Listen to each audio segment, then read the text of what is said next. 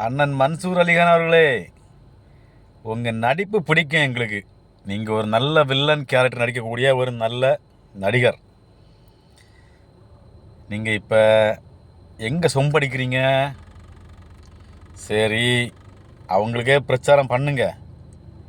நீங்களே சொல்லிட்டீங்க நான் திமுக பிரச்சாரம் பண்ண போகிறேன்னு. சரி, நீங்கள் பண்ணுங்க. அங்கே கிடைக்கிற எலும்பு துண்டை நல்ல லெக் பீஸாக வாங்கி சாப்பிடுங்க. என்ன கிடைக்குமோ இப்போ தான் கிடைக்கும்ண்ணே, வாங்கி நல்லா சாப்பிடுண்ணே. மன்சூர் அலிகானே, நீங்கள் காரை தூக்கி உயர்த்தி காட்டினா எல்லாம் போதாதுண்ணே.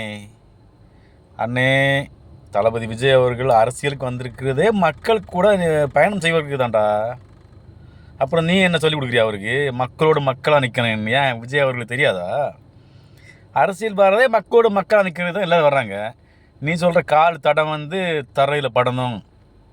ஏன் நீ அவ்வளோ பெரிய ஆளாக இருந்தா ஒரு பெர்மிஷன் வாங்கி கூட நீயே இடத்த ரெடி பண்ணு மக்களை சந்திக்கிறதுக்கு. தளபதிக்கு இப்போ கவர்மெண்ட்டில் பேசி அரசாங்கத்தில் பேசி பெர்மிஷன் வாங்கி கொடு, பாதுகாப்பாக நீயே கொடு. நாளைக்கே விஜய் வர்றதுக்கு ரெடி தான். பெரிய இது படத்தில் வேணால் வில்லனாக இருப்ப, நிஜத்தில் எங்கே பாரு. உனக்கு மயக்க கொண்டு வாய்க்குள்ள சுடுதானுங்கன்னா பார்த்து பேசு. கால் தரையில் படலைங்கிறதெல்லாம் சூர்யா பட டயலாக் நீ இப்போ பேசிக்கிட்டு இருக்கிற.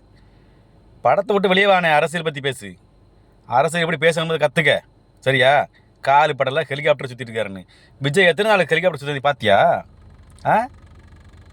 நீ பாதுகாப்பாக குடியா முதல்ல.